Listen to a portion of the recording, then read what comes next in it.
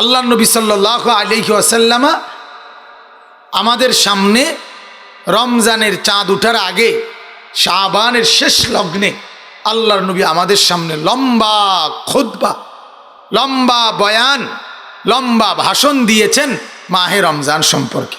সুবহানাল্লাহ। এবং কথা শুরু করেছেন নবীজি এই কথা বলে, ইয়া আইয়ুহান নাস, হে লোক সকল, হে মানুষেরা, কাদ আযাল্লাকুম শাহরুন আযীম, তোমাদের উপরে ছায়া দিচ্ছে, তোমাদের মাথার উপরে ছায়া বিস্তার করেছে এক মহান দামি গুরুত্বপূর্ণ মাস। সুবহানাল্লাহ।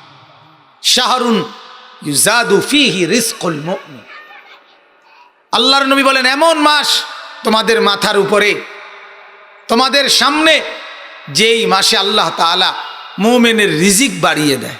সুবহানাল্লাহ। শাহরুস সাবর, সবরের মাস। শাহরুল মুআসাত, সহমর্মিতার মাস। শাহরুন ফীহি লাইলাতুন খায়রুম মিন আলফি শাহর, এমন একটা মাস যেই মাসের একটি রাত আছে, যেই একটা রাত হাজার মাসের রাতের চাইতে উত্তম।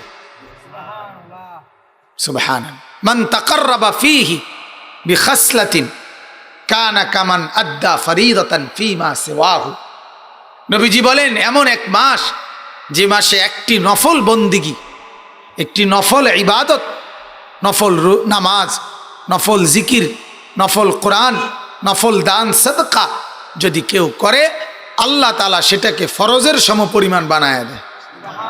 আমান আদ্দা ফরিদাতান কানা কামান আদ্দা সাবঈনা ফরিদাতান ফীমা সিওয়াহু, আল্লাহর নবী বলেন কেউ যদি ওই মাসে একটি ফরজ ইবাদত করে তাহলে সেটাকে আল্লাহ তাআলা 70টা ফরজের সমপরিমাণ বানায় দেয়।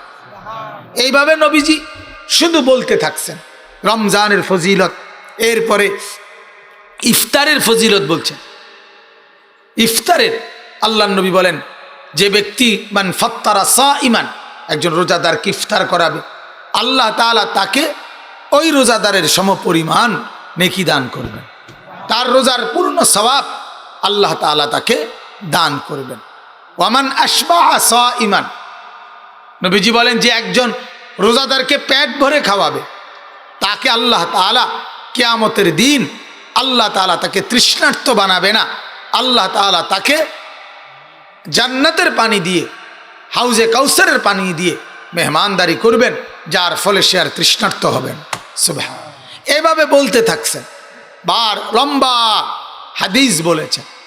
অতএব আজকে প্রথম কথা হলো আমরাও সবাই মিলে এখন কাউন্ট ডাউন চলতেছে, অর্থাৎ আর কত দিন বাকি এই গণনা চলতেছে। এখন আর রমজানের 1 মাস 2 মাস 1.5 মাস আধা মাস এগুলা না, এখন হলো আর কয়দিন বাকি, এটারে কাউন্ট ডাউন কয়।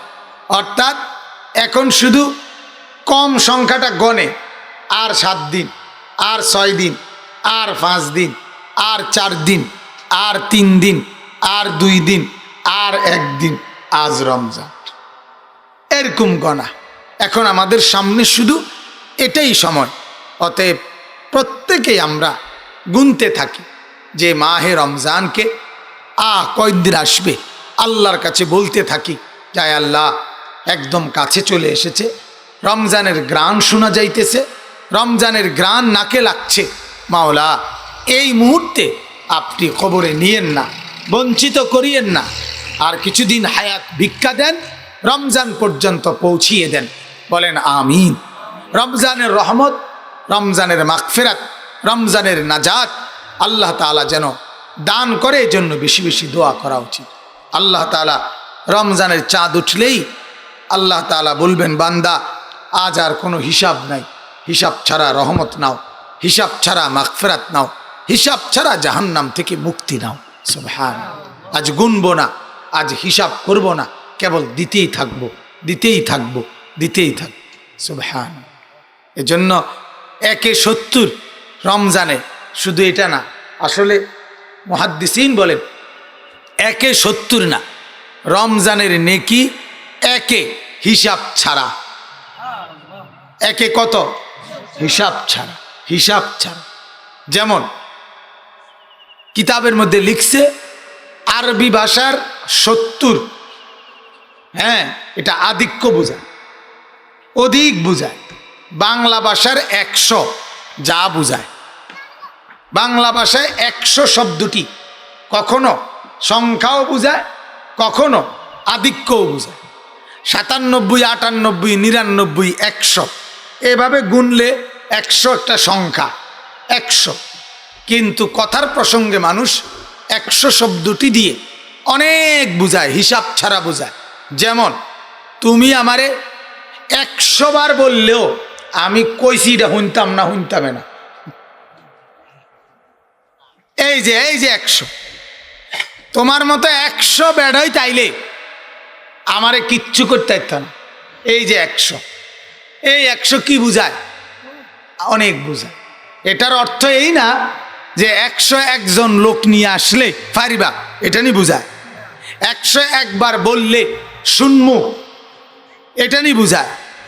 আমরা বলি অনেক সময় তোমারে 100 বার কইছি কথাটা, তুমি কোনো গুরুত্ব দিলা না। এই সময় আসলে 100 বার কইছে না, কইছে 18 বার, নাহলে 4 বার, নাহলে 8 বার। কিন্তু এইটারে বানাই লাইছে 100 বার। তারে বুঝাইল এই 100টাও 97, 98, 99, 100 এইটা উদ্দেশ্য না। উদ্দেশ্য হলো বহুত বলছি, হিসাব ছাড়া। তাইলে বাংলা ভাষায় 100 শব্দটি যেরকম অধিক বুঝায়, 14 গোষ্ঠী এই শব্দটা অধিক বুঝায় বাংলা ভাষায়। তোমার 14 গোষ্ঠীও আমার কিছু করতে পারতাম। এই মানে কি? কিছু করতে হইলে 15 গোষ্ঠী আনতে হইব নাকি? কথা বলেন না, এটা না। বরং তোমার যত গোষ্ঠী আছে কেহই আমার কিছু করতে পারবে। তাহলে 14 গোষ্ঠী এই শব্দটিও কি বুঝায়? বহুত বুঝায়। ঠিক এই আরবি ভাষার আল্লাহর নবীর বলা যে 70, একটি নেকে 70, এটা আল্লাহর নবী মুহাদ্দিসিন বলেন এটার অর্থ এটাও হতে পারে যে আল্লাহ তাআলা একটি আমলে অগণিত হিসাব ছাড়া বহুত নেকি দান করবেন। আচ্ছা, এখন 70 শব্দটি যে আরবি ভাষায় অধিক বুঝায়, এটার প্রমাণ কি? এটার প্রমাণ কোরআন। এটার প্রমাণ কি? কোরআন। নবীজির জামানায়, নবীজির মদিনায় থাকাকালীন নবীজির বিরোধিতাকারীদের মধ্যে সবচেয়ে বড় বিরোধী যে ছিল তার নাম ছিল আব্দুল্লাহ ইবনে উবাই। সে রাইসুল মুনাফিকিন, মুনাফিকদের সর্দার ছিল। নবীজির বিরুদ্ধে 24 ঘন্টা কূট কৌশল করত। কিন্তু এই আব্দুল্লাহ ইবনে উবাই সে ছিল কাফের, মুনাফিক। কিন্তু তার ছেলে, এই মুনাফিকের ছেলে, ওনার নামও আব্দুল্লাহ, বাবার নামও আব্দুল্লাহ, ফুতের নামও আব্দুল্লাহ। আরব দেশে এই প্রচলন আছে। আরব দেশে এক লোকের মনে করেন 4 ছেলে, এই 4 জনের নাম মোহাম্মদ। মোহাম্মদ আউ্বাল, মোহাম্মদ সানি, মোহাম্মদ সালেস, মোহাম্মদ রাবে, এমনি ডাকে তারা। প্রথম মোহাম্মদ, দ্বিতীয় মোহাম্মদ, তৃতীয় মোহাম্মদ, চতুর্থ মোহাম্মদ। অর্থাৎ বরকতের জন্য নবীজির নামের সবার নাম রাখে। সবার নাম মোহাম্মদ, সবার নাম আব্দুল্লাহ, সবার নাম আব্দুর রহমান। আব্দুর রহমান প্রথম, আব্দুর রহমান দ্বিতীয়, আব্দুর রহমান তৃতীয়। আমার শায়েখ আল্লামা মুফতি মুশতাকুন নবী সাহেব, ওনার আব্বার নাম হলো হজরত মাওলানা আব্দুল কুদ্দুস রহমতুল্লাহ আলাই, আমার উস্তাদ। ওনারা বাপ ফুদ দুজনই আমার উস্তাদ। আমি হুজুরের আব্বার কাছেও পড়ছি, হুজুরের কাছেও পড়ছি। যে কোনো আমলের উপরে, ইবাদতের উপরে, বন্দিগির উপরে ধারাবাহিক লেগে থাকা, এটা অনেক বড় নিয়ামত। এটাকে কোরআনের ভাষায় ইস্তেকামাত বলে, যেটা অনেক বড় গুণ। বলা হয় যে আল ইস্তেকামাতু ফাওকাল কারামাত। কখনো কোনো অলৌকিক কারামত দেখানোর চাইতে কোনো আমল আর ইবাদতের উপরে টিকে থাকা এটা কারামতের চাইতেও অধিক ঊর্ধ্বে, অধিক উত্তম। এজন্য অসংখ্য অগণিত বুজুর্গানে দিন যারা, তাদের জিন্দিগি ফিকির ছিল 40 বছর, 50 বছর, 60 বছর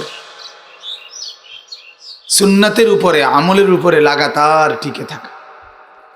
এটাকে ওনারা গুরুত্ব দিত।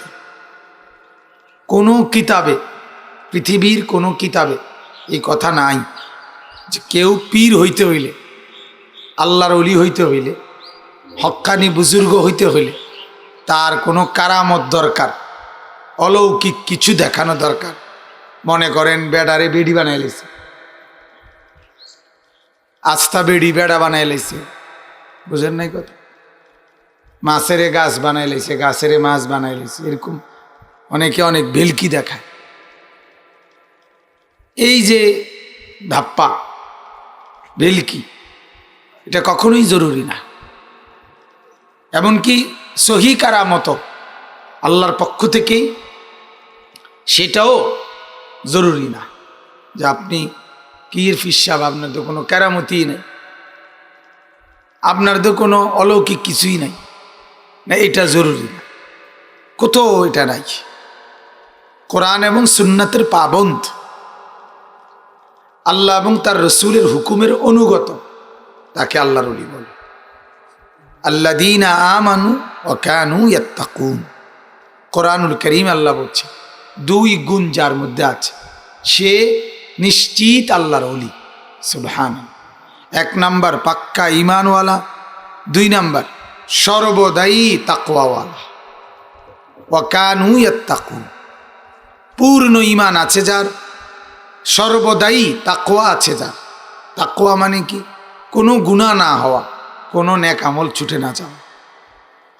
তাইলে এটা যার মধ্যে সব সময় আছে, আল্লাহ তাআলা বলেন সেই আমার ওলি, সেই আমার বন্ধু। লাহুমুল বুশরা ফিল হায়াতিদ দুনিয়া ওয়া ফিল আখিরা। আর আমার এমন বন্ধুদের জন্য দুনিয়াতেও সুসংবাদ, আখিরাতেও সুসংবাদ। সুবহানাল্লাহ। তাইলে আল্লাহ তাআলা নিজে বললেন আমার বন্ধু, আমার ওলি হতে কি লাগে না? কারামত লাগে, অলৌকিক কিছু দেখাইতে হয়, বরং ঈমান আর আমলের মধ্যে লেগে থাকা, টানা ধারাবাহিক, এটা লেগে থাকা। এজন্য হাজারো লাখো বুজুর্গানে দিন ইস্তেকামাত, অর্থাৎ ইবাদতের উপরে জমে থাকা। রোদ বৃষ্টি, শীত ঠান্ডা, আমার জামাত ছুটে না, আমার আমল ছুটে না, আমার তাসবিহ ছুটে না, আমার জিকির ছুটে না। এটা অনেক বড় নিয়াম। আমার শায়েখ আরিফ বিল্লাহ আল্লামা মুফতি মুশতাকুন নবী সাহেব আলহামদুলিল্লাহ সারা বছর সফর করে, দূর দূর মাহফিলে, সাথে সাথে প্রত্যেক সোমবারে বৃহস্পতিবারে রোজা রাখে। তো হুজুর বলেন যে সফরের কারণে যদি আমি রোজা ছেড়ে দেই তাহলে আমার আর অবসর মিলবে না, আমার জিন্দিগি এমন। তো আমি অবসর হইলে রোজা রাখবো, তাইলে আর অবসরও হইতো না, রোজাও রাখা হতো। তো এরকম নেক আমলের মধ্যে সফরে হজরে, অর্থাৎ বাড়িতে কিংবা প্রবাসে, বাড়িতে কিংবা অন্যত্র, সর্বদাই একরকম একরকম, সব সময়ই জামাতের পাবন্দ, নামাজের পাবন্দি, এটা ইস্তেকামাত, অনেক বড় গুণ। সর্বদাই ইবাদতের জন্য লেগে থাকা, আমল ছুটে না যাওয়া, এজন্য এটা অনেক বড় গুণ। এই গুণ যার মধ্যে আছে, আল্লাহ তাআলা কোরআনুল কারীমে স্পষ্ট বলছে যদি কেউ আল্লাহকে মানার ক্ষেত্রে ইস্তেকামাত, দৃঢ়তা, সব সময় টিকে থাকা, এই গুণ অর্জন করতে পারে, আল্লাহ তাআলা বলেন আমি তার মৃত্যুর আগেই, মালাকুল মউত তার রুহু কবজ করার আগেই আমি একদল ফেরেশতা তার কাছে পাঠিয়ে তাকে জান্নাতের সুসংবাদ পৌঁছে দেব।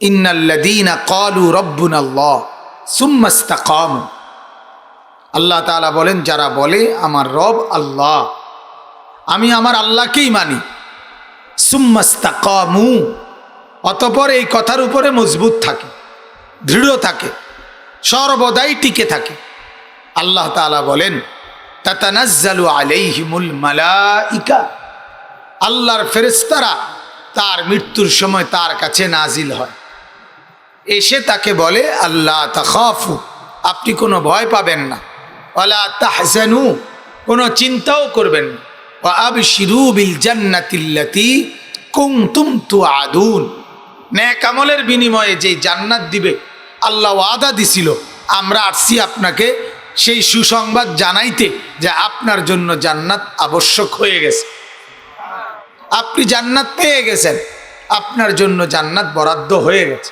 সুবহান, নাহনু আউলিয়াউকুম ফিল হায়াতিদ দুনিয়া ওয়া ফিল আখিরা, এবং ওই ফেরেশতারা বলে আমরা দুনিয়াতেও আপনার সাথে আছি এবং আখিরাতের প্রত্যেক ঘাটিতে আমরা আপনার সাথে থাকব। তাইলে আমরা যত মা বোন এসেছেন তার মধ্যে যারা নিয়মিত আসেন, দেখবেন একদিন আপনি এর বরকত পাবেন। নিয়ম হলো আজকে যেই গাছ ফল দেয় সেই গাছ গত এক সপ্তাহ আগে লাগায় নাই, হতে পারে 10 বছর ধরে শুধু বড়ই হয়েছে গাছটা, 10 বছর ফলই দেয় নাই, 10 বছর পরে ফল দেওয়া শুরু করছে, তো শত শত ফল ওই গাছে হচ্ছে। 10 বছর মেহনতি হয়েছে, 12 বছর মেহনতি হয়েছে, তেমন কোনো পরিবর্তন দেখা যায় না। হতে পারে মালিকের দয়ায় কোনো এক মাসে, কোনো এক সপ্তাহে 10 বছর না 50 বছরের পরিবর্তন একত্রে হয়ে যেত।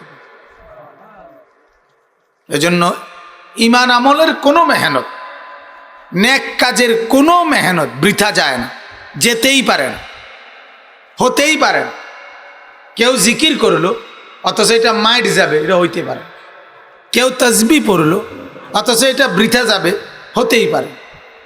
কেউ কোরআন তিলাওয়াত করলো, বয়ান করলো, নসিহত করলো, কারোর জন্য কল্যাণ কামনা করলো, কাউরে বলল, কারোর জন্য ইন্তজাম করলো, অথচ এটা বৃথা বিফল না, হতে পারে। এটার আসর আছেই আছে, এটার কল্যাণ আছেই আছে। কমপক্ষে যদি কেউ পরিবর্তন নাও হয়, তারপরেও বলনেওয়ালার আমল নামার মধ্যে তো নেকি, তো এটা লাভ না, এটাও তো লাভ। আপনি আয়োজকের আমল নামার মধ্যে কি উঠবে? নেকি উঠবে। এখন আপনি 30 বছর আমি চেষ্টা করলাম, কেউ বদলাইছে না, আমার কথায় কারো হেদায়েত হয় নাই, তো হইতেই পারে, না হোক না, কিন্তু এই 30 বছর বলার কারণে আমার আমল নামাতে কি নেকি আসে নাই, তো এটা কি লাভ না? তার মানে নেক কাজ কোনোভাবেই কি যায় না, বৃথা যায়, এটা বিফলে যায় না, এটার প্রতিফল, এটার বিনিময় আসেই আসে, আসেই আসে। 2 নাম্বার, নেক কাজে কখনোই হীনমন্যতায় ভুগতে নাই, ইস্তেকামতের সাথে হালাল পন্থায় শরীয়ত নির্দেশিত নিয়মে সামনের দিকে এগিয়ে যাওয়াই জরুরি, এগিয়ে যাওয়াই জরুরি। পৃথিবীর এই সমাজ, এই পৃথিবী এমন এক পৃথিবী যেখানে প্রত্যেকটা ভালো কাজকে অপছন্দ করার মতো কিছু লোক জমিনে থাকে, এই জন্য এটার নাম দুনিয়া, নাইলে এটা বেস্ট হয়ে যেত। কথা বলেন না কেন? যে ভালো কাজকে কারো গায়ে লাগে না, কেউই বাধা দেয় না, বিরোধিতা করে না, সমালোচনা করে না, হিংসা করে না, হ্যাঁ, এর রুমে যদি হইতো তাহলে এটা কি হইতো? বেস্ট হইতো, এটা আর দুনিয়া থাকতো না।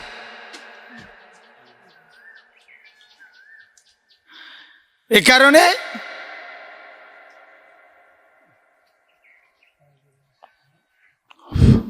আলহামদুলিল্লাহ, এ কারণে দুনিয়া মানেই একটা কথা, এই কথা চূড়ান্ত মনে রাখতে হবে, দুনিয়া মানেই মিশ্র, অর্থাৎ যেখানে আলো এবং অন্ধকার উভয়টাই আছে এটার নাম দুনিয়া, যেখানে আনন্দ এবং বেদনা উভয়টাই আছে এটার নাম দুনিয়া, যেখানে বন্ধুত্ব এবং শত্রুতা উভয়টাই আছে সেটার নাম দুনিয়া।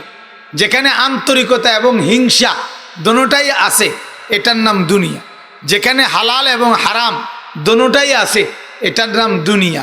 অর্থাৎ সবটাই, রোদ বৃষ্টি দোনোটাই আছে, এটার নাম দুনিয়া। আলো অন্ধকার দোনোটাই আছে, এটার নাম দুনিয়া।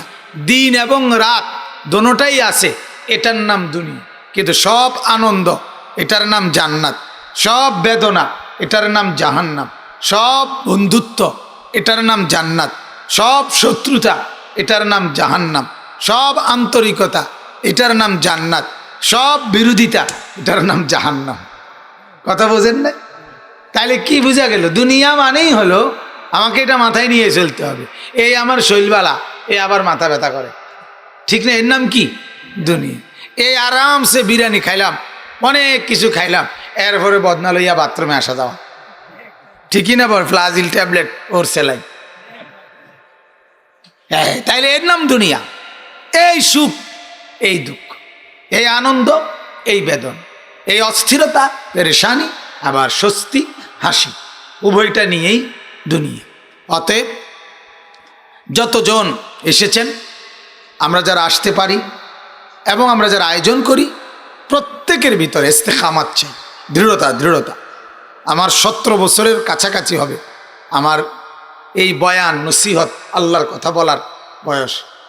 আল্লাহ তাআলা বলাইছে, আমার নিজের কাছেও আশ্চর্য লাগে কিভাবে এত লম্বা সময় পার হয়ে গেছে, প্রায় 17 বছরের কাছাকাছি। এই জীবনে কত রকমের পরিস্থিতি, কত রকমের আনন্দ, বেদনা, আবেগ, অনুভূতি, প্রাপ্তি, অপ্রাপ্তি, আলোচনা, সমালোচনা, হ্যাঁ, আন্তরিকতা, বিরোধিতা দেখছি জীবনে। আমি বয়ান করতেছি এরকম জায়গায়ও যেখানে অজস্র ইডা মাইরা তার কাইটা মাহফিল বন্ধ করে দিছে। হ্যাঁ, কেডা? ওনারা আশিকের রসুল দাবিদার, আমরা হইলাম দুশ্মনের রসুল। কথা বুঝছেন? সেই জায়গায় আলহামদুলিল্লাহ, যে জায়গায় বিরোধিতা করছে, সেই জায়গায় বিশাল বড় কওমি মাদ্রাসা হয়েছে ওই গ্রামে, আলহামদুলিল্লাহ। তাইলে আল্লাহ তাআলা বহু রকম পরিস্থিতি জীবনে দেখছি, কিন্তু দিলের মধ্যেই সিদ্ধান্ত যে আল্লাহর কথা আমাকে বলতেই হবে। আমার কোনো রাত নাই, দিন নাই, বলতেই হবে। সকাল নাই, দুপুর নাই, বলতেই হবে। সুর আছে না নাই এটা দেখার বিষয়, গলা আছে না নাই এটা দেখার বিষয়। এই যে আমার গলা ভাঙ্গা আজকে মনে প্রায় 1 মাসের কাছাকাছি হবে, বা 18-20 দিন হবে, এই নিয়েই বলছি। আলহামদুলিল্লাহ, বলতেই হবে আমাকে, আল্লাহর কথা পৌঁছাইতেই হবে। সকাল, দুপুর, বিকেল, রাত, দিবা নিশি আল্লাহর কথা বলতে থাকা। এজন্য সবাই আলহামদুলিল্লাহ যারা এসেছেন, আমি আপনাদের সবার কাছে অনুরোধ করছি, কোনোভাবেই পিছায় না যাওয়া। বলনেওয়ালারাও, শুননেওয়ালারাও, আয়োজকরাও সব যে যেদ্দুর মেহনতের সাথে আগে বাড়ব, প্রত্যেকেই তখন জান্নাতের দিকেই আগে বাড়ব। আল্লাহ তাআলা বলছেন, ওয়াসারিউ ইলা মাগফিরাতিম মির রাব্বিকুম ওয়া জান্নাতিন। ও আমার বান্দা, আমি মাগফিরাত নিয়ে আছি, তুমি দৌড়াইয়া আসো, আমার মাগফিরাত নাও আর আমার জান্নাত নাও। মাফ করে দেব, জান্নাত দেব। কেমন জান্নাত? 7 আসমান আর জমিন পর্যন্ত প্রশস্ত জান্নাত। সুবহানাল্লাহ। এজন্য আল্লাহ তাআলা ডাকছেন, এটা আমি দেব বান্দা।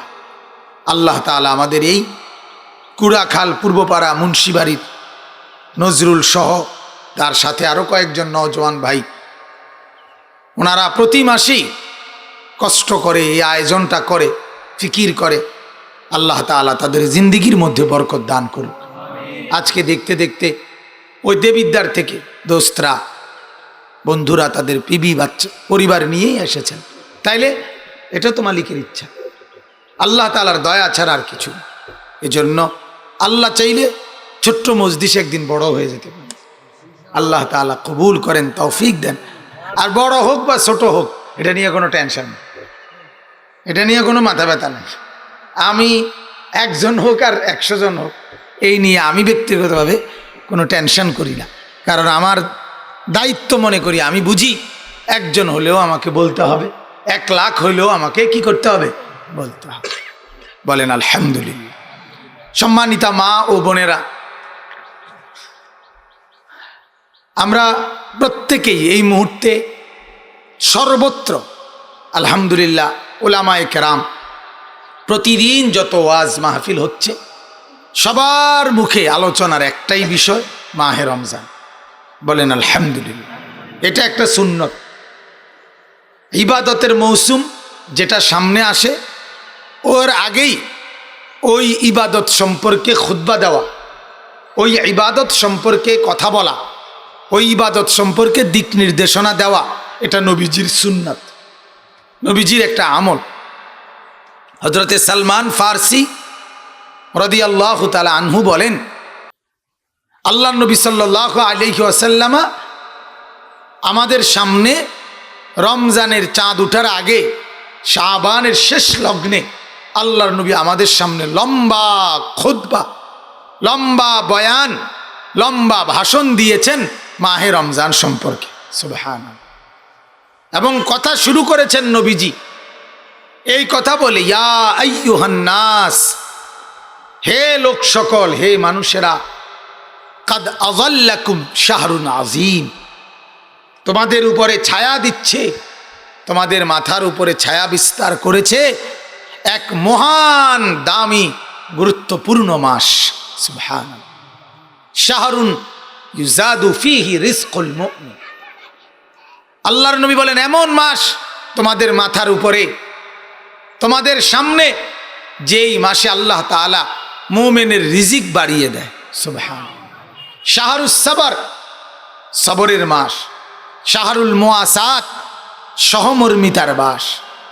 শাহরুন ফীহি লাইলাতুন খায়রুম মিন আলফি শাহর, এমন একটা মাস যেই মাসের একটি রাত আছে, যেই একটা রাত 1000 মাসের রাতের চাইতে উত্তম।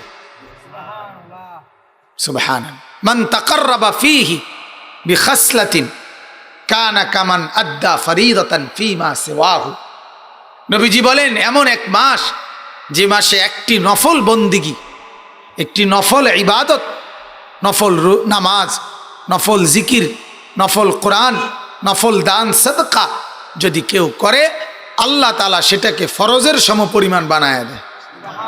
আমান আদ্দা ফরিদাতান কানা কামান আদ্দা 70 ফরিদাতান ফীমা সিওয়াহু, আল্লাহর নবী বলেন কেউ যদি ওই মাসে একটি ফরজ ইবাদত করে, তাহলে সেটাকে আল্লাহ তাআলা 70টা ফরজের সমপরিমাণ বানায় দেয়। এইভাবে নবীজি শুধু বলতে থাকছেন রমজানের ফজিলত। এরপরে ইফতারের ফজিলত বলছেন। ইফতারের আল্লাহর নবী বলেন, যে ব্যক্তি মান ফাত্তারা সাইমান, একজন রোজাদারকে ইফতার করাবে, আল্লাহ তাআলা তাকে ওই রোজাদারের সমপরিমাণ নেকি দান করবেন, তার রোজার পূর্ণ সওয়াব আল্লাহ তাআলা তাকে দান করবেন। ওয়ামান আশবাহা সাইমান, নবীজি বলেন যে একজন রোজাদারকে পেট ভরে খাওয়াবে, তাকে আল্লাহ তাআলা কিয়ামতের দিন আল্লাহ তাআলা তাকে তৃষ্ণার্ত বানাবে না, আল্লাহ তাআলা তাকে জান্নাতের পানি দিয়ে, হাউজে কাউসারের পানি দিয়ে মেহমানদারি করবেন, যার ফলে সে আর তৃষ্ণার্ত হবেন। সুবহানাল্লাহ। এভাবে বলতে থাকছেন, বার লম্বা হাদিস বলেছেন।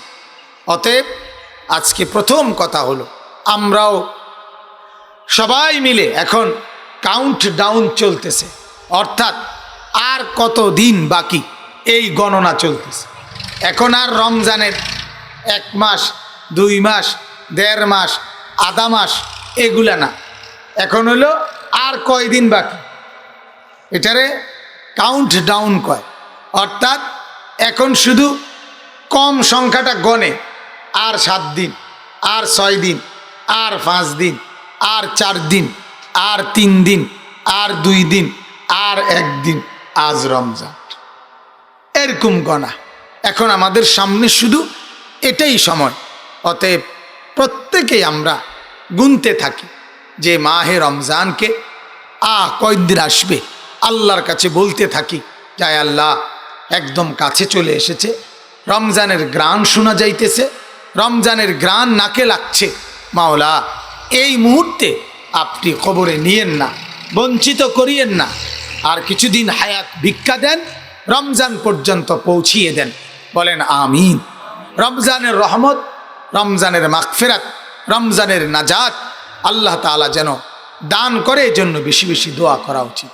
আল্লাহ তাআলা রমজানের চাঁদ উঠলেই আল্লাহ তাআলা বলবেন, বান্দা আজ আর কোনো হিসাব নাই, হিসাব ছাড়া রহমত নাও, হিসাব ছাড়া মাগফিরাত নাও, হিসাব ছাড়া জাহান্নাম থেকে মুক্তি নাও। সুবহানাল্লাহ। আজ গুনবো না, আজ হিসাব করব না, কেবল দিতেই থাকবো, দিতেই থাকবো, দিতেই থাকবো। সুবহানাল্লাহ। এজন্য 1-70 রমজানে, শুধু এটা না, আসলে মুহাদ্দিসিন বলেন 1-70 না, রমজানের নেকি 1 হিসাব ছাড়া। 1 কত? হিসাব ছাড়া, হিসাব ছাড়া। যেমন কিতাবের মধ্যে লিখছে আরবি ভাষার 70, হ্যাঁ এটা আধিক্য বোঝায়, অধিক বোঝায়। বাংলা ভাষার 100 যা বোঝায়। বাংলা ভাষায় 100 শব্দটি কখনো সংখ্যাও বোঝায়, কখনো আধিক্যও বোঝায়। 97, 98, 99, 100 এভাবে গুনলে 100 একটা সংখ্যা, 100। কিন্তু কথার প্রসঙ্গে মানুষ 100 শব্দটি দিয়ে অনেক বোঝায়, হিসাব ছাড়া বোঝায়। যেমন তুমি আমারে 100 বার বললেও আমি কইছি এটা শুনতাম না, শুনতামে না।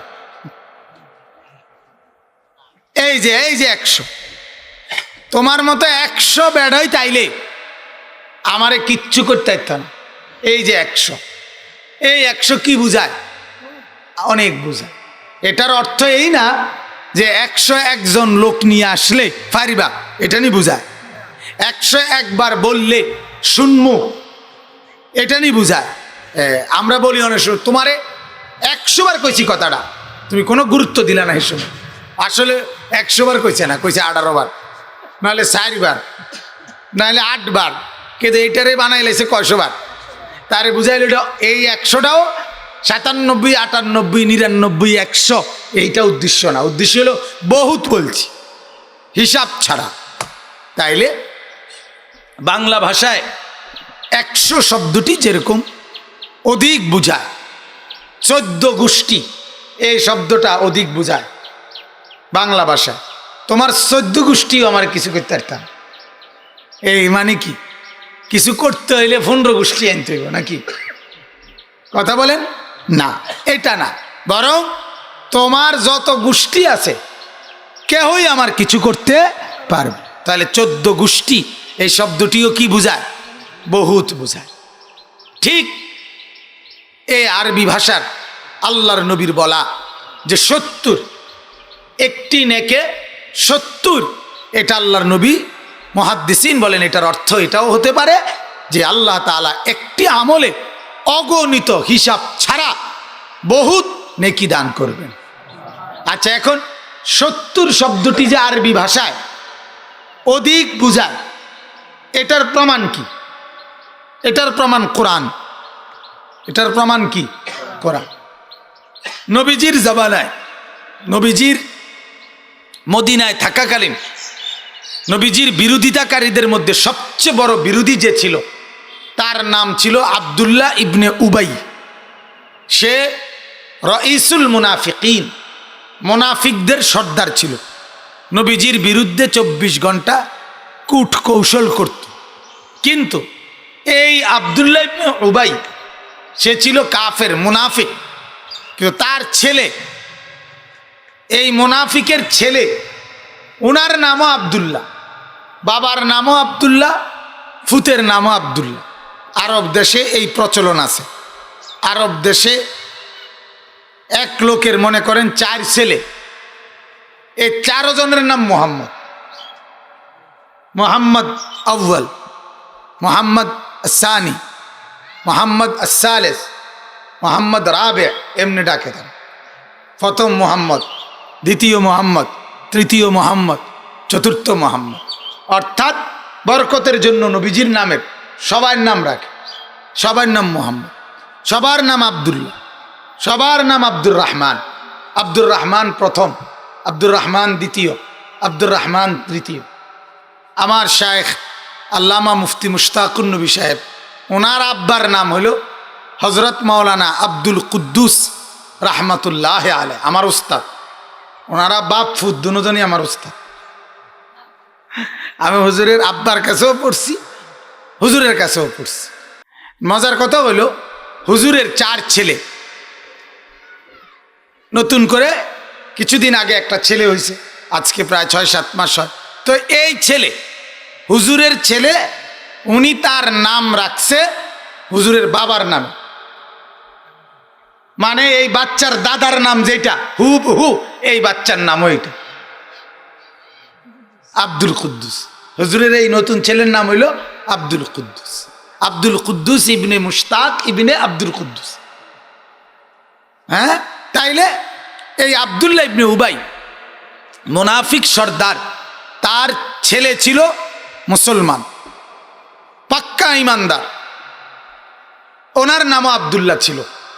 তো এই মুনাফিক সর্দার যেদিন মারা গেছে মদিনায়, আল্লাহ নবী সাল্লাল্লাহু আলাইহি ওয়াসাল্লাম ওনার কাছে ওই যে ছেলে ইমানদার সাহাবী, এই ছেলে আল্লাহ নবীর কাছে এসে বলছে, ইয়া রাসূলুল্লাহ, আমার আব্বা তো ইন্তেকাল করছে, আপনি যদি আমার বাবার জন্য একটু ইস্তেগফার করতেন, আল্লাহর কাছে একটু ক্ষমা প্রার্থনা করতেন, যদি আল্লাহ আপনার দোয়ার বরকতে আব্বাকে যদি মাফ করে দিত।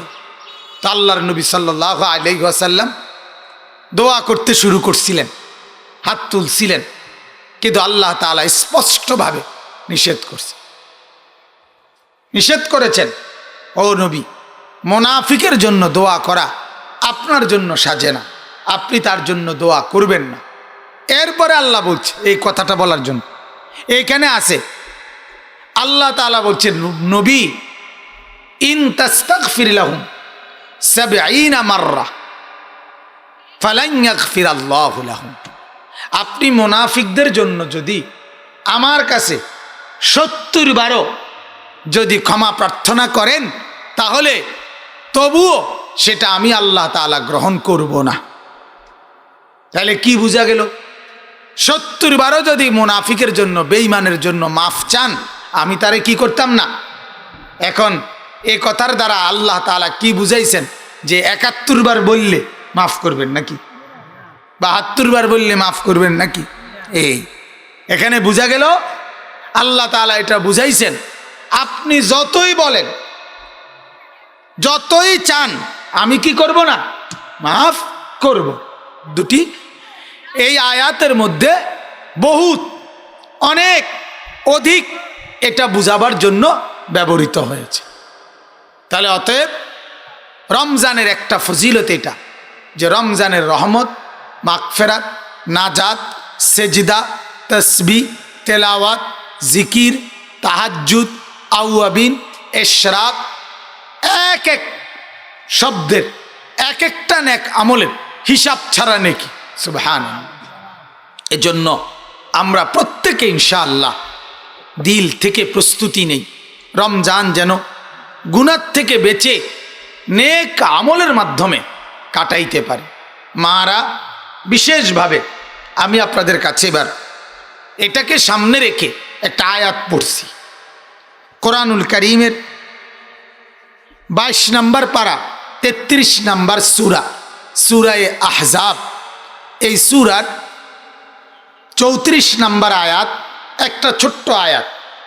এই আয়াতের মধ্যে আল্লাহ তাআলা কি বলে শুনেন। মহিলারা আমার মনে হয় গুনগুনে কথা কয়। মা বোন, আপনাদের কাছে অনুরোধ, আল্লাহর ওয়াস্তে আর অল্প কিছুক্ষণ আপনারা কথা বলিয়েন না। আমরা যখন দোয়া করব, দোয়ার পরে আপনাদেরকে কথা বলার সুযোগ দেওয়া হবে। আপনারা তখন মাগরিব পর্যন্ত জাগাত বইয়া নিজেরা যে দূর পারেন কলজা ফানি কইরা কথা কই। আল্লাহর ওয়াস্তে এখন একটু শোনেন, এখন শুই না, পরে আপনি এটার তর্জমাও করেন, ব্যাখ্যাও করেন, যেটা মনে করেন এটা করেন, কিন্তু আপনি এখন কথা বললেন না। এইটা মা বোন করে বোঝানোই যায় না। বড় পৃথিবীর একটা কষ্টকর কাজের মধ্যে এটা একটা। পৃথিবীতে যে কয়েকটা কাজ কষ্টকর, মনে করেন একটা পাহাড় আলগি দিয়ে আরেকখানে থুইয়ায়ন, এটা একটা কষ্টের কাম না? একটা 4 তলা বিল্ডিং আলগি দিয়ে আরেকখানে লইয়া যাও, এটা কষ্টের কাম না? এইটাও একটা কষ্টের কাম। যে মহিলা করে এই কথাটা বুঝাইয়া কন যে মা বোন কথা কইেন না, কথা কইেন। এইটা ওনারা আরো 3টা জবাব ফিরাইয়া দেয়। আমি নি কথা কই, আমি কি কথা কইতাম চাইছি নি, এবাড়িয়ে না লালা দিছে কথাটা জোড়াইছে এবাড়িয়ে না, হে এবারে হেবুড়ি আরো 3টা ফিরে কয়। এইভাবে একটা মানে বেড়া তারা লাগিয়েছে। আমার অভিজ্ঞতা, আমি ওই যে আমার মা, আমার বিবি, তারাও তো আমাদের বিভিন্ন মজলিসে যায়, দেখে যে তারার থেকে শুনি আর কি, যে এই এমনি ফ্যাসফুস লাগিয়ে যায় কথা। যাই হোক, মারা রাগ হইয়েন না, লজ্জা দেওয়ার জন্য বলি নাই, বুঝার জন্য বলছি। তো কোরআনুল কারীমের 33 নম্বর সূরা, সূরায়ে আহজাব, 22 নম্বর পারা, 33 নম্বর সূরা, সূরায়ে আহজাবের 34 নম্বর আয়াত। আল্লাহ তাআলা মুসলিম নারীদেরকে বলতেছেন, ওয়াদকুরনা মা ইউতলা ফি বুয়ুতিকুন্না মিন আয়াতিল্লাহি ওয়াল হিকমা। আল্লাহ তাআলা বলেন, একজন মুসলিম নারী, একজন ইমানদার নারী, তার ঘরে আলোচিত হবে কি? তার ঘরের মধ্যে আলোচনা, স্মরণ, উচ্চারণ, জিকির, আওয়াজ হবে কিসের? আল্লাহ তাআলা বলে 2 জিনিসের। কয় জিনিসের? ইমানদারের ঘরে, নেককারের ঘরে, মুসলমানের ঘরে আলোচনা হবে 2 জিনিসের। 1 মিন আয়াতিল্লাহ, আল্লাহর কোরআন, আল্লাহর আয়াত, এই কোরআনের আয়াত। 2 ওয়াল হিকমা, রাসূলুল্লাহ সাল্লাল্লাহু আলাইহি ওয়াসাল্লামের সুন্নাত হাদিস।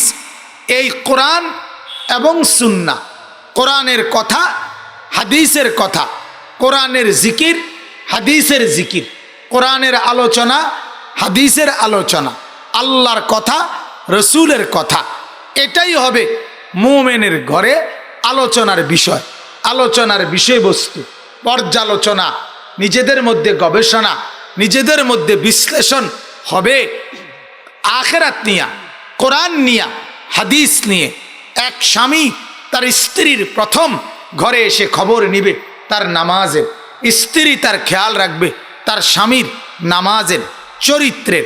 আল্লাহর নবী সাল্লাল্লাহু আলাইহি ওয়াসাল্লাম বলেন, ওই স্ত্রী নেককার যে স্ত্রী তার স্বামীকে অতঈনু আলা দীনে যাওজিহা, যে তার স্ত্রীকে, স্বামীকে দ্বীনের কাজে সহযোগিতা করে। আলহামদুলিল্লাহ, আমি এটা শুধু বুঝার জন্য বলতে চাই, বুঝাইতে চাই। আমার বিবিও আলেমা, আমিও মাদ্রাসায় পড়ুয়া হুজুর। দেখা গেছে ফজরের নামাজে কখনো আমি তাকে উঠাই, কখনো সে আমারে উঠায়। অহরহ এমনটাই হয় যে কখনো আমি উঠাইছি, কখনো সে উঠাইছে, কখনো হয় আমারে আগে উঠায়, কখনো আমি তাকে আগে উঠাই। আল্লাহর নবীর হাদিস, আল্লাহ রসুল বলেন, যে স্বামী তার স্ত্রীকে ঘুম থেকে জাগায় দেয় নামাজের জন্য, যেই স্ত্রী তার স্বামীকে জাগায় দেয় নামাজের জন্য, আল্লাহর নবী বলেন ওই স্বামী এবং স্ত্রীকে আল্লাহ তাআলা বেশি বেশি জিকিরকারী পুরুষ এবং মহিলা হিসাবে আল্লাহ তাআলা তাদের নাম তুলে দিবেন।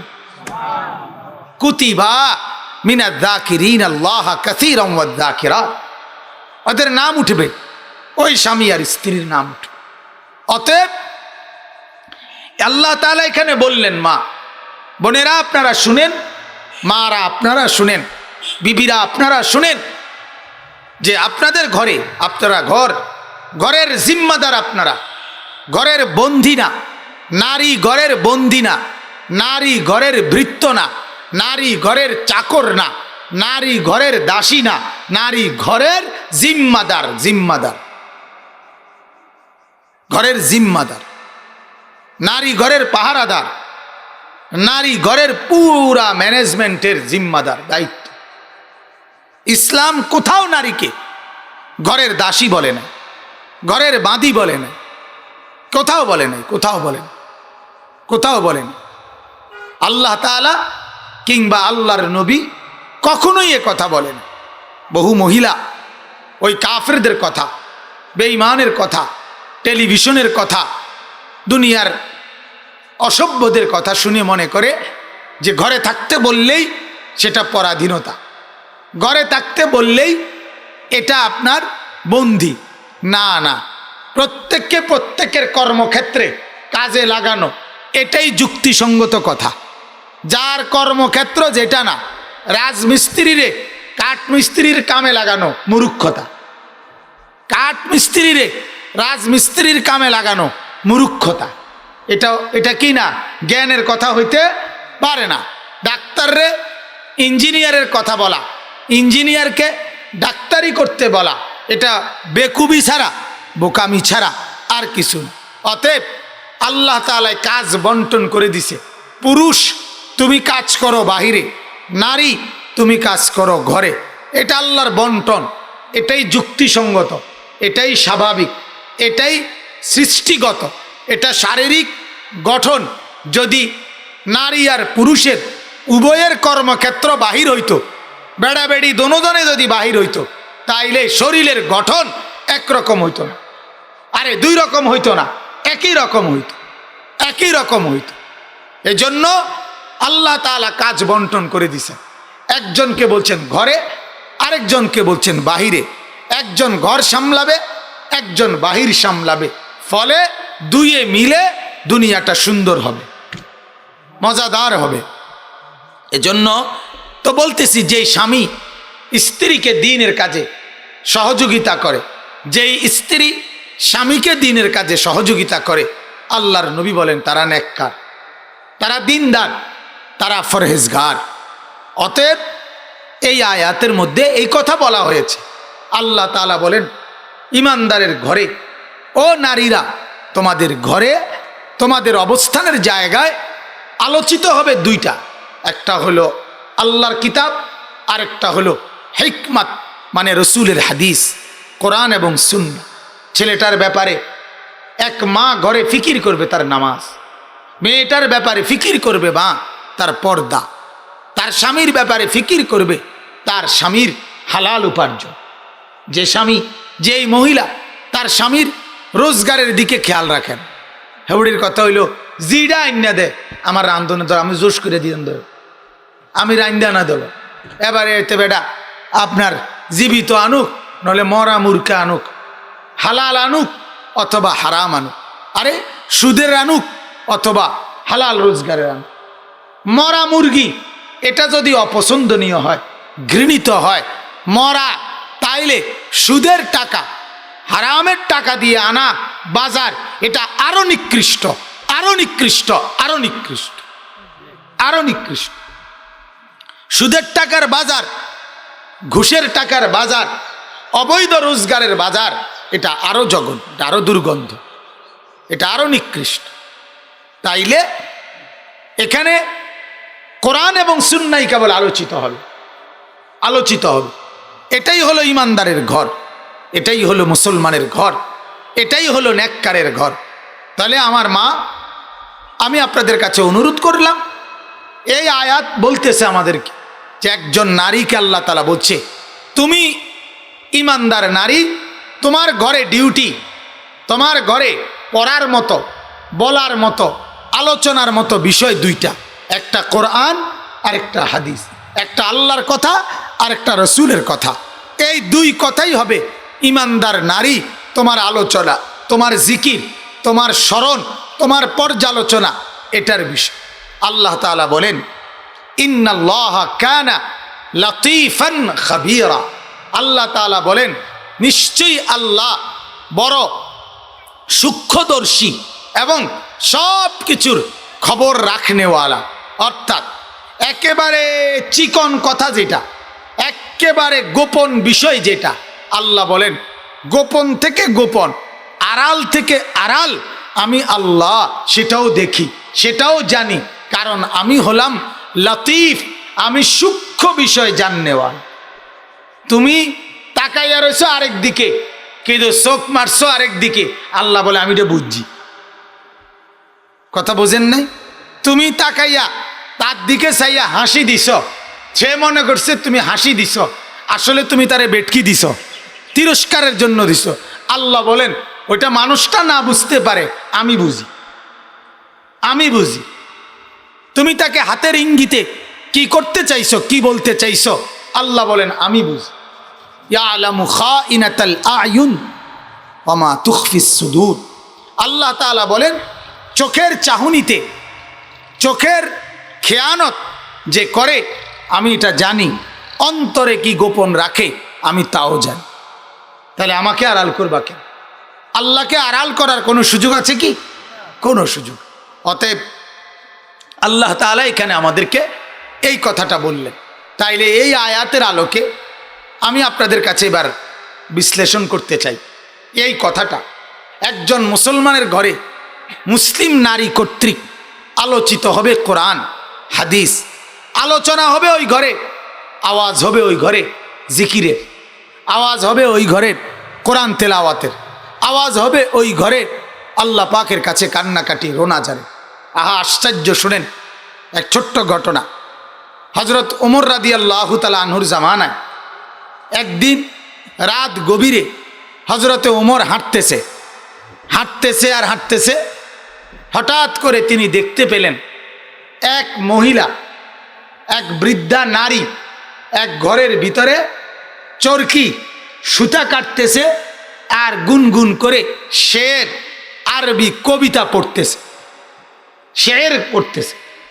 হযরত ওমর মনোযোগ দিয়ে শুনতেছিলেন ওই মহিলার শের, নারীর শুনতেছে আর বলতেছে, মহিলা বলতেছে গুনগুনায়া, আয় আল্লাহ আপনি আমাকে আখিরাতে জান্নাত দিয়েন, এবং শেরের অর্থটা এরকম আর কি, ওই জান্নাতটা দিয়েন যে জান্নাতে আপনার বন্ধু মুহাম্মদ থাকবে, আপনার নবী থাকবে, আমার নবী থাকবে যেখানে, মাওলা আমার সেই জান্নাতটা দিয়ে। কিতাবে আছে হযরত ওমর ওই দরজার করা নার্স, দরজার করা নার্স, করা নাইরা মহিলা ভেতর থেকে বলছে কে? বলছে আমিরুল মুমিনিন ওমর, আমি ওমর। বলছে ওমরের আবার এত রাতে আমার কাছে কি দরকার? হযরত ওমর বলছে মা আল্লাহর ওয়াস্তে দরজাটা খুলো মা। তো মহিলা দরজা খুলছে। হযরত ওমর ওই মহিলার কাছে, এই নারীর কাছে হযরত ওমর আবদার করছে, বলছে মা একটু আগে গুনগুনাইয়া যেই দোয়া করতেছিলা, তোমার দোয়ায় আমার কলিজার মধ্যে এমন তুলপার লাগতেছে, আমার মন বলতেছে তোমার দোয়া নিশ্চিত কবুল। অতএব মা আমি তোমার কাছে একটু দোয়া চাই, তুমি লগে এই কথাটাও বলো যে আল্লাহ ওমরকেও আমাদের সাথে দিয়েন, ওমরকেও কি দিয়েন? আমাদের সাথে দিয়েন। মা তোমার দোয়ার বরকতে আশা করি, আশা করি আল্লাহ আমাকেও দান করবে, জান্নাত দান। এক নারী, এক মুসলিম মা। তাইলে মুসলমান নারীর কথায় ওমরের মতো ব্যক্তি প্রভাবিত হয়ে গেছে, উনি পর্যন্ত আবেগী হয়ে গেছে। একটা বিখ্যাত ঘটনা আছে ওমরের। হযরত ওমর রাদিয়াল্লাহু তাআলা আনহু একদিন মসজিদের মধ্যে মিম্বরে দাঁড়িয়ে খুতবা দিতেছিলেন, ভাষণ।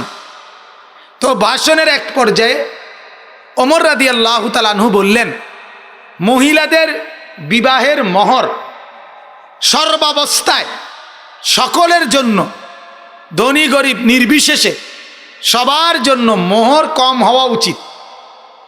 কথা বুঝছেন? এটা ওমর বলছে। একবারে পিছন থেকে এক মহিলা দাঁড়াইয়া পর্দার আড়াল থেকে প্রতিবাদ করছে, ওমর আমার কথা আছে। হযরত ওমর বলেন, বলো মা কি কথা বোন? ওই বোন মুসলিম নারী, সে বলল ওমর আল্লাহর কোরআন তোমার কথার বিরোধী, আল্লাহর কোরআন এ কথা বলে না, তুমি যেটা বলছো। বলছে মানে তুমি এটা একক ফয়সালা কেমনে দিয়া দিলা যে সর্বাবস্থায় সকলের জন্য সমানভাবে মোহর মহিলাদের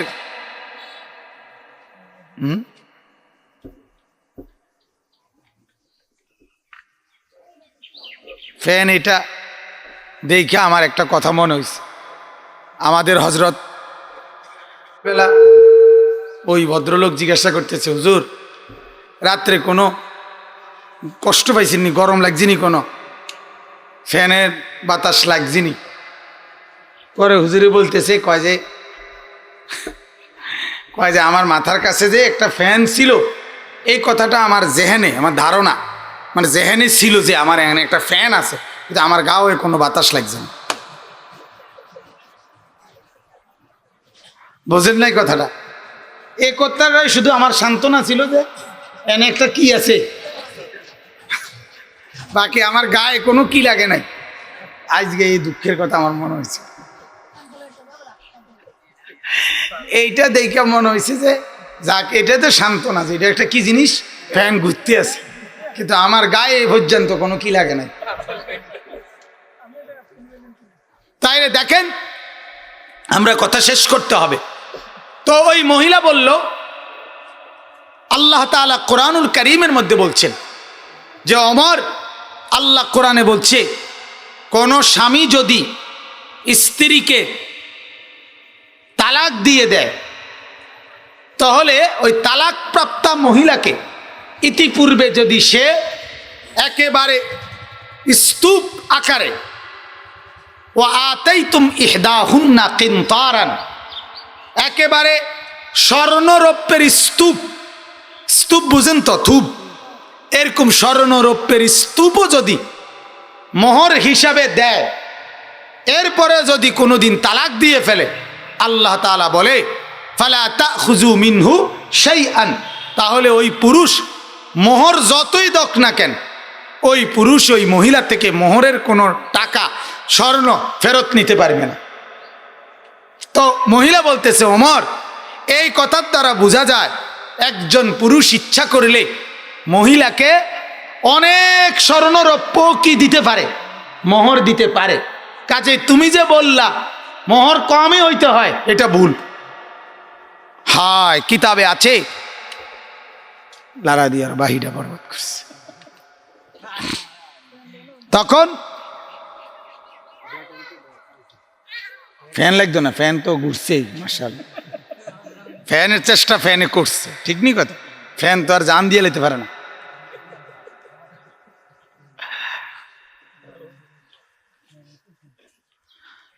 আল্লাহ, তখন ওমর রাদিয়াল্লাহু তাআলা আনহু বললেন, সাথে সাথে শাবাশ, এক মুসলিম মা, এক মুসলিম বোন খলিফাতুল মুসলিমিনের আমিরুল মুমিনিনকে পর্যন্ত সংশোধন করে দিল।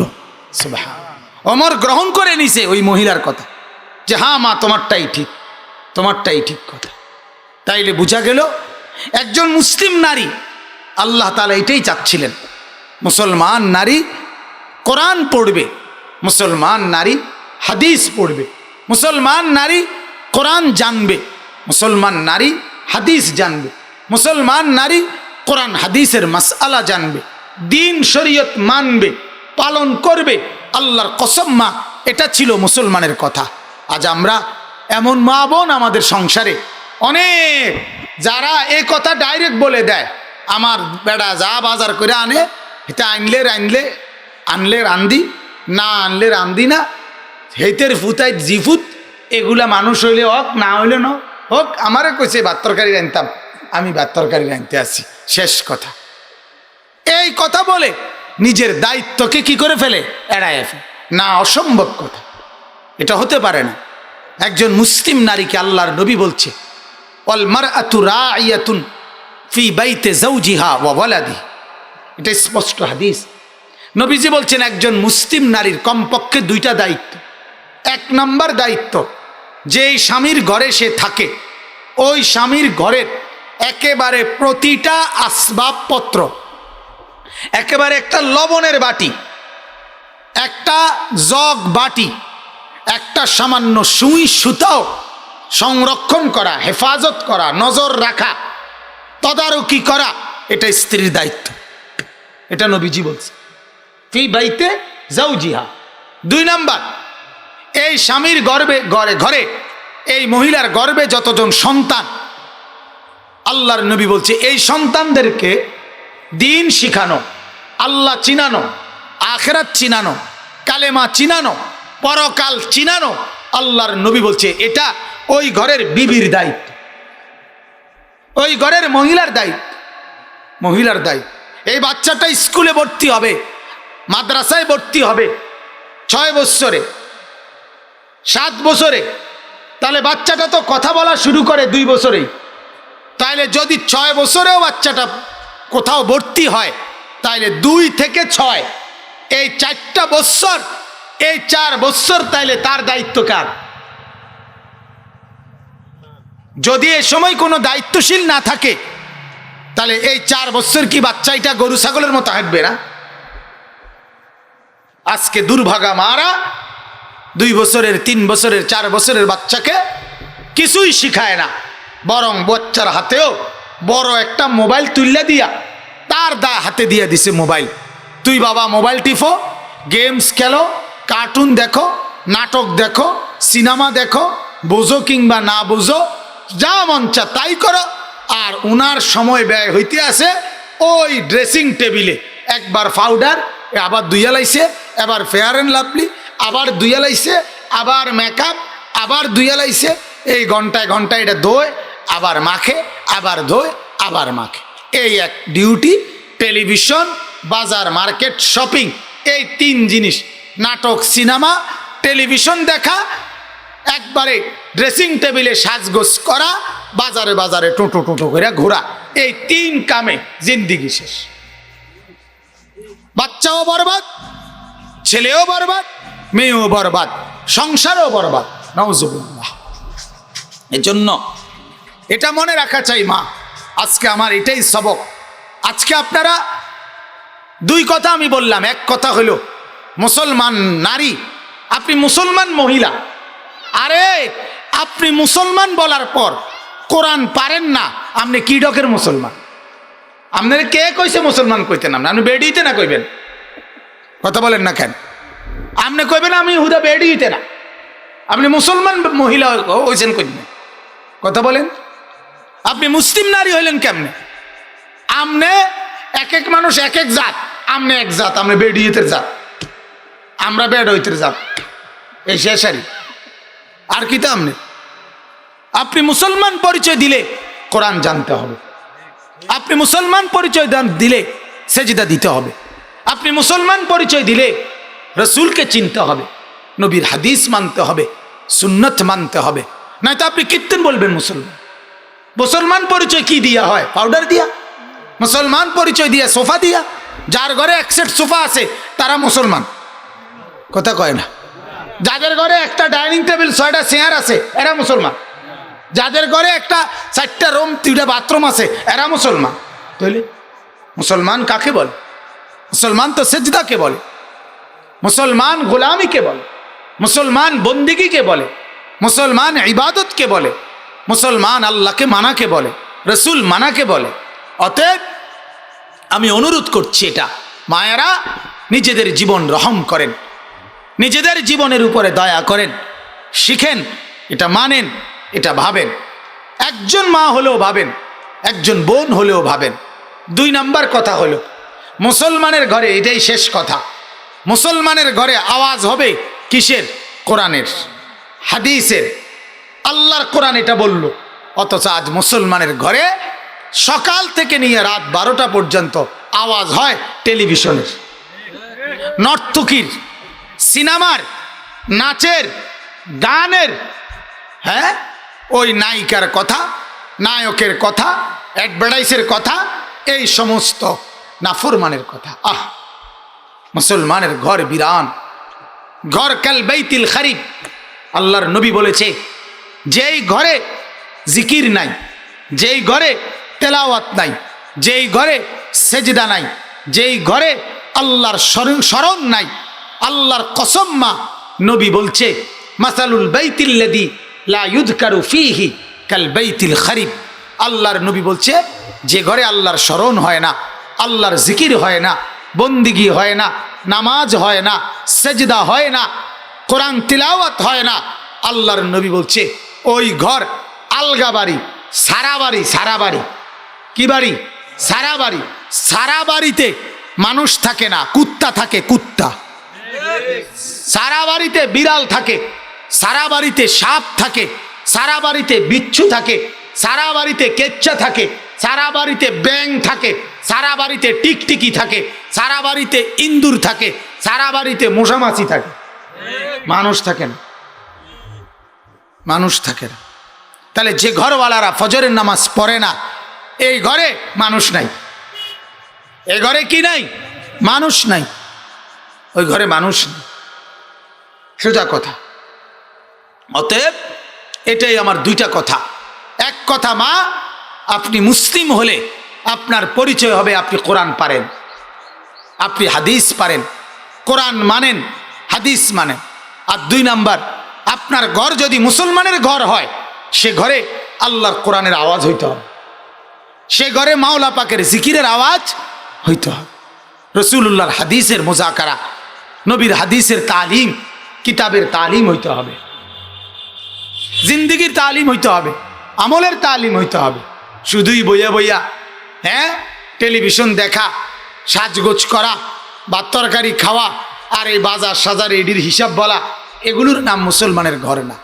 অতএব আজকে আমি এই দুই কথা বলে কোরআনুল কারীমের এই 34 নম্বর আয়াতকে আপনাদের কাছে এটাই বুঝাইলাম যে আপনারা প্রত্যেকেই আগত রমজানকে আল্লাহর জিকির, তাসবিহ, তেলাওয়াত, কোরআন, বন্দিগি দ্বারা রমজানটাকে কাটাইয়েন। মা, আমার শেষ অনুরোধ, বোনেরা মানেন আর না মানেন, গ্রহণ করেন আর বর্জন করেন, আমি সমস্ত মা বোনদের কাছে আমার সর্বশেষ অনুরোধ হইল, রমজান মাসে আল্লাহ তাআলা বলে আমি রহমত খুলে দিয়েছি, হিসাব ছাড়া রহমত দেব, মাগফিরাত খুলে দিয়েছি, হিসাব ছাড়া মাগফিরাত দেব, নাজাতের দুয়ার খুলে দিছি, হিসাব ছাড়া জাহান্নাম থেকে মুক্তি দেব। এটা দিয়ে আল্লাহ ডাকে। হাদিসে আছে প্রত্যেক রাতে, প্রত্যেক দিনে রমজান মাসে দিবা নিশি ফেরেশতারা ডাকে, ওহে তোমরা যারা কল্যাণ করতে চাও আগায় আসো, ওহে তোমরা যারা গুনাহ করছো তোমরা থেমে যাও। ইয়া বাগিয়াল খাইরি আকবিল, ইয়া বাগিয়াশ শাররি আকসির। তাহলে এক নম্বরে আল্লাহ বলে রমজানে রহমত খোলা, মাগফিরাত খোলা, নাজাত খোলা, হিসাব সহ না হিসাব ছাড়া? হিসাব ছাড়া। দুই নম্বরে ফেরেশতা ডেকে বলে নেক কাজের আগ্রহী এগিয়ে আসো, গুনার কাজের আগ্রহী থেমে যাও, থেমে যাও, থেমে যাও। তিন নাম্বার কথা হলো, নবীজি বলছে রমজান মাস পাওয়ার পরে যে গুনাহ মাফ করায় নাই, জান্নাত অর্জন করে নাই, জাহান্নাম থেকে বাঁচে নাই, তার উপরে আল্লাহর লানত, তার উপরে নবীজির লানত, তার উপরে ফেরেশতার লানত, তার উপরে কুল কায়নাতের লানত, তার উপরে খোদার গজব, তার উপরে নবীর গজব, তার উপরে ফেরেশতার গজব, তার উপরে সৃষ্টি জগতের গজব, লানত, অভিশাপ। এখন এই তিন কথা মিলাইয়া আমি মা বোনদের কাছে অনুরোধ করতে চাই, রহমত নিয়ে যখন আল্লাহ ডাকে, গুনাহগারকে থেমে যেতে বলে, আর আপনার লানত পরে গুরুত্ব না দিলে, গুনাহ মাফ না করাইলে, সেই অবস্থায় রমজান মাসে একজন মুসলমান হওয়ার পর, আল্লাহকে মানার পর, নবীকে মানার পর, এত বড় বরকত মুবারক মাসে, এত বড় অফার, এত বড় সুযোগের সময়ে যেই মা, যেই বোন, যেই নারী, যেই বিবি শুধুই কেবল বাজারে বাজারে ঘুরে, মার্কেটে মার্কেটে ঘুরে, এক জোড়া জুতা, একটা থ্রি পিস, হ্যাঁ আপনার শাড়ি, গহনা, গহনাতে গহনা কিতা সিটি গোল্ড, হ্যাঁ ইমিটেশন, সদরবদর, কথা বুঝছেন না? হ্যাঁ সদরবদর, এগুলা এই আপনার এই গহনা। আরে আমি তো আমার বিবির স্বর্ণের জিনিস কিন্তু সব আমি কিনছি, হেও যাইতে হয় না, এটা যাইবে কিতা আবার কিনতে লাগবে, কথা বোঝেন না? চাইয়া কিনবো কিতা, এটা আমি কি না চাইয়া কিনছি না? হ্যাঁ পছন্দ হয়, আলহামদুলিল্লাহ, পছন্দ লইয়াই তো চলতে আছে। হ্যাঁ আলহামদুলিল্লাহ, আংটি কিনছে আমি কিনা লইয়েছি, খুব সুন্দর হয়েছে, খুব সুন্দর হয়েছে মাশাআল্লাহ। আমার মারে দেখছি জীবনভর, আমি দেখছি আমার বুঝ হওয়ার পর, আব্বা যখনই কোনো কাপড় আনতেন বাজার থেকে, মারে আব্বা জিজ্ঞাসা করতেন পছন্দ হয়েছে নি, ভালো লাগছে তোমার, খুব সুন্দর হয়েছে। মার আবার রুচি, মার কথা হইলো স্বামী আইনে দিছে, এটাই তো কথা, এটাতেই তো বরকত, এটাতেই তো দোয়া। তো যাই হোক, এজন্য বলছি মারা, নিজে যদি বিবেক থাকে, আল্লাহ যদি বিবেক দিয়ে থাকে, বিবেক যদি মরে না যায়, আপনি যদি মরে না যান, আল্লাহর ওয়াস্তে রমজান মাসে কোনোভাবেই মারা এত বড় নাফরমানি, আহা সারাটা মাস এই ঝড় বৃষ্টি ঘূর্ণিঝড় জলোচ্ছ্বাস বান তুফান কোনো কিছুতে আপনাদেরকে এখন আর বাজার মার্কেট থেকে থামানো যায় না। করোনার বাপেও তো থামাইতে পারতো না, করোনার 14 গোষ্ঠীও সম্ভব না। করোনা কি, করোনা কি আবার বেডির কথা হইলো, মহিলার কথা হইলো, মরলে মরছি কিন্তু জুতা কিনতে কিনতে মরে যাম দরকার। এই হইলো বেপর্দা নারীর কথা, বেহায়া নারীর কথা, এটা যে আমার এটা লাগবই, আমি বাজারে যামই, সোজা কথা বলেন নাউজুবিল্লাহ। অতএব মারা অনুরোধ, কোনোভাবেই এত বড় নাফরমানি করিয়েন না। আল্লাহ তাআলা ডাকে বান্দা রহমত নাও, আপনি বলতেছেন রহমত লাগবে না আমার জুতা, আল্লাহ বলে মাগফিরাত নাও। রমজান মাসে হেবুডির কথা হইলে আল্লাহ আমার মাগফিরাত লাগতো না, আমার 30 পিস কিনা বাহি, আমি এনে মাগফিরাত হলে বই থাকলো, বলেন নাউজুবিল্লাহ। অতএব আল্লাহর সাথে এত বড় তামাশা করিয়েন না, মাওলা নারাজ হবেন, আল্লাহ তাআলা শান্তি দিবে না, শান্তি দিবে না। স্বর্ণ আর গহনায় অলংকারে কোনো সুখ নাই, সুখ নাই। পৃথিবীতে ধনীর বহু দুলাল, ধনীর কন্যা, হাজারো হাজারো লাখো টাকার স্বর্ণ পরা, ওরাও আপনার অসুখে দুঃখে পেরেশানিতে প্রতিনিয়ত আত্মহত্যার পথ বেছে নেয়, আত্মহত্যার পথ। আহা বিলাসবহুল ফ্ল্যাট, কিন্তু অহরহ নিজের জীবন নিজে শেষ করে। কোথায় অভাব? অভাব স্বর্ণের, অভাব গহনার, অভাব সুখের, সুখের অভাব, সুখের অভাব। সেজদাতে যেই সুখ, গোটা পৃথিবীতে সেই সুখ নেই। আল্লাহকে ডাকায় যে সুখ, গোটা পৃথিবীতে সে সুখ নেই। সুফিয়ানে সৌরি রহমতুল্লাহ আলাইহি বলছিলেন, গভীর রাতে তাহাজ্জুদের নামাজে আমি যখন সেজদা দেই, তখন আমি যেই মজা পাই, গোটা পৃথিবীর সব মজা সেখানে তুচ্ছ হয়ে যায়। অতএব বন্দিগির মধ্যে সুখ আছে, আল্লাহকে মানার মধ্যে সুখ আছে। মেহরবানি করে দয়া করে বাজারে মার্কেটে কমপক্ষে রমজান মাসটা আল্লাহর ওয়াস্তে কদর করেন, বাজারে যাইয়েন না। এই 30 পিস আপনার জুতা, এগুলো কোনো কোম্পানি বলে নাই যে রমজানের পরে আর পৃথিবীতে থাকবে না। হ্যাঁ, এই শেষ রমজানের চালান, শেষ চালান, এরপরে কিনলেও শেষ, না কিনলেও শেষ, এই কথা কোনো কোম্পানি আজ পর্যন্ত কইছে না। কইছিনি? কোন বলছিনি? তো তাইলে আর অসুবিধা কি? তাইলে রমজানের পরেও তো কিনুন যাবে, আগেও তো কিনুন যায়। রমজানটাকে আলাদাভাবে ইবাদত বন্দিগির মধ্যে কাটাবেন। তাহাজ্জুদের নামাজ, সেহরি খাওয়ার সময় আগে পিছে 2 রাকাত করে 4 রাকাত তাহাজ্জুদ নামাজ পড়বেন। ইফতারির আগে মা বেশি আইটেম না বানাইয়া, একটা আইটেম কমাইয়া, আলু চপ, পেঁয়াজু, বেগুনি, এই 3 জিনিস আমার গবেষণা হইল, এই 3টা বইটা লাইলে আমার মিশা যায়, আর খুঁজা পাওয়া যায় না। বুঝেন নাই? বুট মুড়ির লগে এটি যখন মাইকালায় তো আর এটি আলগা থায়নি। তো কাজে এগুলোর থেকে যদি একটা আইটেম কম হয়, আর বিনিময়ে যদি আপনি 10টা মিনিট দোয়া করার সুযোগ পান ইফতারির আগে, এটা অনেক বরকত, ঠিক কি না বলেন? এই জন্য মা, ইফতারির আগে আপনারা প্রত্যেকেই কম বেশি কিছু না কিছু দোয়া করার মেজাজ অভ্যাস গড়বেন, দেখবেন বরকত হবে।